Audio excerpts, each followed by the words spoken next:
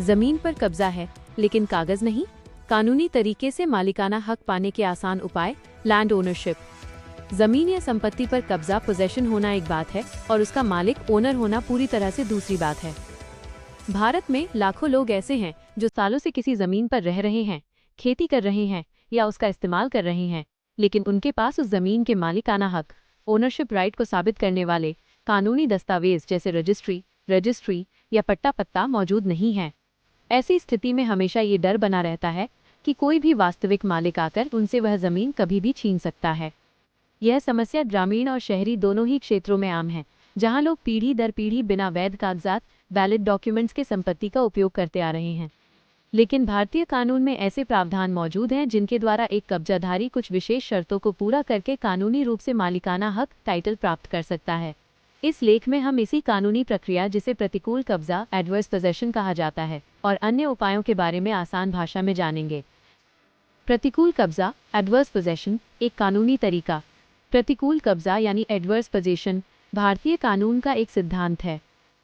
यह उस स्थिति में लागू होता है जब कोई व्यक्ति किसी और की संपत्ति पर खुलेआम, ओपनली, बिना रुकावट, विदाउट इंटरप्शन और शत्रुतापूर्ण तरीके से हॉस्टाइली एक निश्चित अवधि तक कब्जा बनाए रखता है, और इस दौरान संपत्ति का असली मालिक, रियल ओनर, अपनी संपत्ति को वापस पाने के लिए कोई कानूनी कदम नहीं उठाता है। ये कानून उन मालिकों को दंडित करता है जो वर्षों तक अपनी संपत्ति की अनदेखी करते हैं, और उन व्यक्तियों को राहत देता है जो उस संपत्ति का उत्पादक रूप से उपयोग कर रहे हैं। सीमा अधिनियम 1963, लिमिटेशन एक्ट 1963 इसके लिए कानूनी आधार प्रदान करता है। प्रतिकूल कब्जे के लिए आवश्यक शर्तें। Conditions for adverse possession. प्रतिकूल कब्जे के माध्यम से मालिकाना हक, ओनरशिप का दावा करने के लिए दावेदार को कोर्ट में ये साबित करना होता है कि उसका कब्जा निम्नलिखित शर्तों को पूरा करता है। निरंतर कब्जा, कंटिन्यूअस पोजेशन। कब्जा एक निश्चित अवधि के लिए लगातार, बिना किसी ब्रेक के होना चाहिए। निजी संपत्ति, प्राइवेट प्रॉपर्टी के लिए यह अवधि 12 वर्ष है। सरकारी संपत्ति, गवर्नमेंट प्रॉपर्टी के लिए यह अवधि 30 वर्ष है। खुला और निर्विरोध, ओपन एंड अनडिस्टर्ब्ड। कब्जा छिपा हुआ नहीं होना चाहिए। ये इतना खुला होना चाहिए कि असली मालिक को ये पता हो, या पता होना चाहिए कि उसकी जमीन पर कब्जा हो गया है, फिर भी उसने कोई विरोध नहीं किया। शत्रुतापूर्ण, हॉस्टाइल। कब्जा असली मालिक की अनुमति या सहमति के बिना होना चाहिए। यदि कब्जा किसी किराएदार या लाइसेंसधारी के रूप में शुरू हुआ है तो ये प्रतिकूल कब्जा नहीं माना जाएगा। मालिक के अधिकारों के विपरीत, adverse to the owner's rights. कब्जाधारी को स्वयं को असली मालिक के रूप में कार्य करना चाहिए और उसके अधिकारों को नकारना चाहिए। मालिकाना हक पाने की कानूनी प्रक्रिया। यदि आप प्रतिकूल कब्जा के आधार पर मालिकाना हक प्राप्त करने की शर्तों को पूरा करते हैं तो आपको निम्नलिखित कानूनी कदम उठाने पड़ेंगे। 1. कानूनी नोटिस भेजना। सबसे पहले आपको संपत्ति के मालिक या उनके कानूनी वारिसों को एक कानूनी नोटिस भेजना चाहिए। इस नोटिस में स्पष्ट रूप से बताएं कि आप प्रतिकूल कब्जे के आधार पर संपत्ति पर मालिकाना हक का दावा कर रहे हैं और उन्हें अपनी आपत्ति या दावा पेश करने का समय दें। 2. सिविल कोर्ट में मुकदमा दायर करना। यदि नोटिस का जवाब नहीं आता है या असली मालिक कब्जा छोड़ने को तैयार नहीं होता है तो आपको सिविल कोर्ट में घोषणा के लिए मुकदमा, सूट फॉर डिक्लेरेशन, दायर करना होगा। इस मुकदमे में आप कोर्ट से घोषणा करने का अनुरोध करेंगे कि आप प्रतिकूल कब्जे के आधार पर जमीन के वैध मालिक बन गए हैं। 3. सबूतों को इकट्ठा करना और प्रस्तुत करना।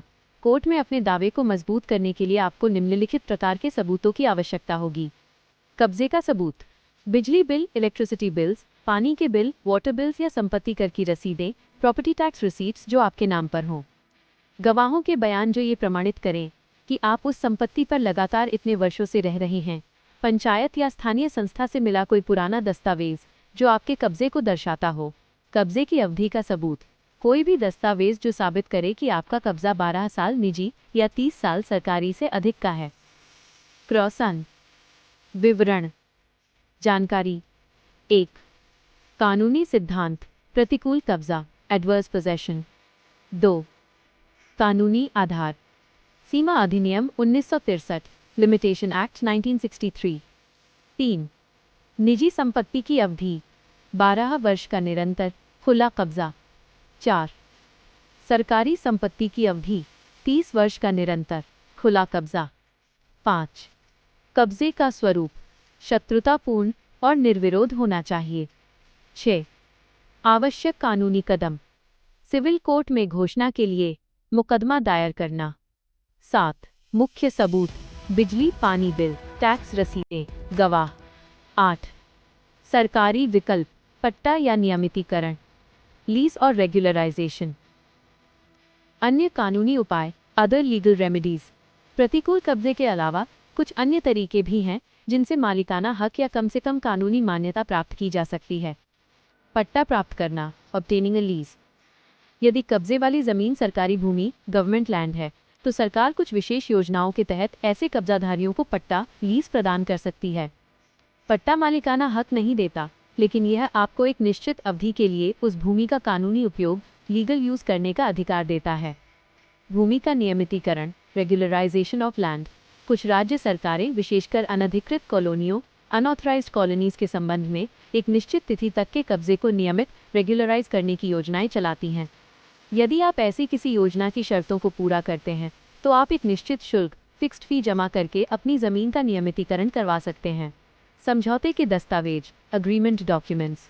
यदि संपत्ति का असली मालिक या उसके वारिस मौजूद हैं और वे सहमत हैं, तो सबसे आसान तरीका है उनसे sale deed, gift deed, gift deed या वसीयत, विल के माध्यम से कानूनी रूप से संपत्ति को अपने नाम करवाना। निष्कर्ष और सावधानी, कंक्लूजन एंड कॉशन। प्रतिकूल कब्जा एक जटिल कानूनी प्रक्रिया, कॉम्प्लेक्स लीगल प्रोसेस है, जहां सबूतों का भार, बर्डन ऑफ प्रूफ, हमेशा कब्जाधारी पर होता है। यह ध्यान रखना अत्यंत आवश्यक है कि आप किसी अनुभवी सिविल वकील, एक्सपीरियंस्ड सिविल लॉयर की सलाह के बिना इस दिशा में कोई कदम न उठाएं। कानूनी लड़ाई लंबी और महंगी हो सकती है। कानूनी सलाह अवश्य लें। हमेशा याद रखें कि कब्जा, पोजेशन और स्वामित्व, ओनरशिप दोनों अलग अलग हैं। केवल कोर्ट का आदेश, कोर्ट ऑर्डर ही आपको संपत्ति का मालिक बना सकता है। कोर्ट में केवल मजबूत और अकाट्य सबूत, स्ट्रॉन्ग एंड इररिफ्यूटेबल एविडेंस ही काम करते हैं। ऐसे ही और वीडियो देखने के लिए हमारे चैनल को सब्सक्राइब कीजिए और बेल आइकॉन दबा दीजिए। धन्यवाद।